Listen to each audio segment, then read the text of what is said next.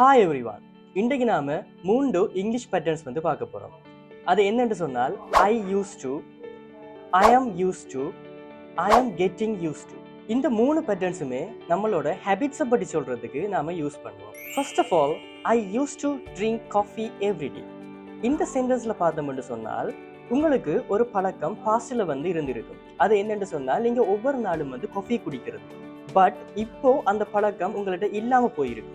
அப்ப இதை வந்து இங்கிலீஷ்ல எப்படி சொல்றதுன்னு சொன்னால் I use to drink coffee everyday என்று சொல்லலாம். இங்க ஐ யூஸ் டுவோட நீங்க வேர்போட பேஸ் ஃபார்ம் வந்து யூஸ் பண்ணி நீங்க இந்த பேட்டர்னை வந்து யூஸ் பண்ணி கொள்ளலாம். Second one, I am use to drinking tea daily. இந்த ஃப்ரேஸ்ல நீங்க பாத்தீங்கன்னு சொன்னால் ஆம் வந்து யூஸ் பண்ணியிருக்குது, அங்கால யூஸ் டு வந்து போட்டு அங்கால வார வேர்ப்ல வந்து ஐஎன்ஜி ஃபார்ம் வந்து ஆட் பண்ணியிருக்கு. உங்களுக்கு ஒரு பழக்கம் ரெகுலரா இருக்குதுன்னு சொல்றதுக்கு நீங்க இந்த ஃப்ரேஸை வந்து யூஸ் பண்ணலாம். ஐ ஆம் use to drinking tea daily. Third one, ஐ ஆம் getting use to drinking tea.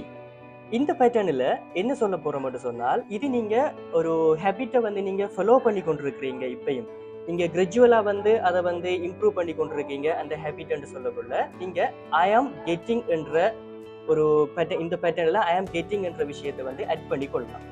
So I ஆம் getting use to drinking tea. This is a correct way to say that.